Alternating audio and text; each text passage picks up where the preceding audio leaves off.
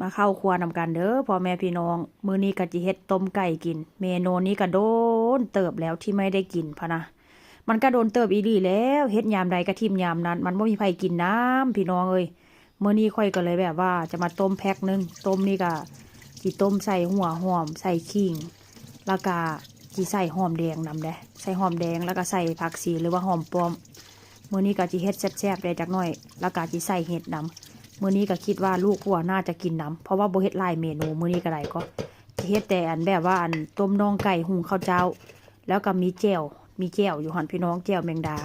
มีแจ่วบักเผ็ดแห้งแต่ว่าจิเอาแจ่วแมงดาที่แบบว่าสั่งมาหั่นนะมาตำผสมกันแล้วก็จิเฮ็ดสลัดใส่ไข่คือเก่ามื้อนี้ก็ได้ก็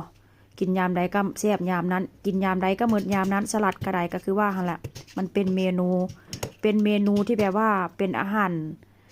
รจานแรกว่าเช่นซะมื้อนี้ก็จะกินแบบว่า2 เมนูนี่แหละสลัดแล้วก็ต้มไก่ผัวบ่กินน้ำก็ให้มันรู้ไปมื้อนี้นะมื้อนี้ก็คือว่าแล้วพี่น้องโดนเติบแล้วได้เมนูนี้ก็ค่อยก็คิดยากได้อันบ่คิดยากให้แท้ก็จิบ่เฮ็ดเพราะว่าเฮ็ดแล้วก็แช่ตู้เย็นไว้แช่ไปแช่มาแล้วก็บ่ยอมกินได้ค่อยก็ได้ก็ค่อยกินรอบนึงแล้วรอบ2รอบ3นี่ก็คือที่บ่กินแล้วพี่น้องผู้ใดเคยเป็นเด้บ่แม่นว่ามีอยู่มีกินล่ากินทิ่มกินขว้างมันก็บ่แม่นนะพี่น้องกินกับข้าวกับน้ำนี่กินได้แต่คาบเดียวคาบต่อไปนี่ก็บ่อยากกินแล้วยกเว้นว่ามีผู้ใดแบบว่ามานั่งกินน้ำเป็นหมู่เป็นคู่แล้วตักมากินนั้นน่าจะกินอยู่พี่น้องอันตะกี้เนาะมีลูกสาวอยู่น้ำแต่ลูกสาวก็คือว่าหั่นแหละ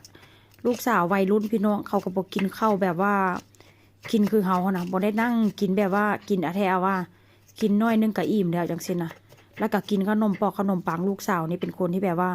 ค่อนข้างจะกินง่ายได้กินขนมปอกขนมปังกินออกสไตล์ฝรั่งได้จักหน่อยแต่ว่าค่อยนี่ติหันบ่กินข้าวนี่ก็อยู่บ่ได้พี่น้องบางเทื่อก็กินอาหารฝรั่งแล้วก็ต้องมากินอาหารไทยอาหารลาวต่อเพราะว่ามันบ่อิ่มมันบ่อยู่ท้องมื้อนี้หลังจากหั่นแล้วค่อยก็จิมาต้มอันต้นไก่นี่ค่อยก็จะตัด2ตอนแบบนี้เลยพี่น้องเพราะว่าอันละกันน่องมันหั่นนะพี่น้องอันพี่เป็นน่องเป็นคอมันนะค่อยก็จะตัดออกได้เพราะว่าหยังมันค่อนข้างจะมีคนหลายค้านโลกคนค่อยก็เลยตัดทิ่มว่าเส้นซะมื้อนี้ก็มีส่วนผสมก็มีหัวหอมแดงมีขิงมีผักชีหรือว่าหอมป้อมแล้วก็มีหัวหอมใหญ่แล้วก็มีเห็ดพี่น้องหลังจากน้ำฟดแล้วก็จะเอาผักทุกสิ่งทุกอย่างลงไปแล้วก็จะปิดหม้อต้มก่อนได้ต้มให้มันแบบว่ามีกลิ่นหอมของหัวหอมแดงหัวหอมใหญ่แล้วก็ขิงแล้วก็ผักชีจิต้มให้มันฟดต้มโดนเติมให้ละพี่น้องประมาณ5-6 นาทีพุ่นละหลังจากแบบว่าน้ำฟดเดือดเรียบร้อยก็เจียวไก่ลงไปไก่นี้ค่อนข้างจะสดเด้ซื้อมาเมื่อวานนี้พี่น้องก็จะกินสดน้ำ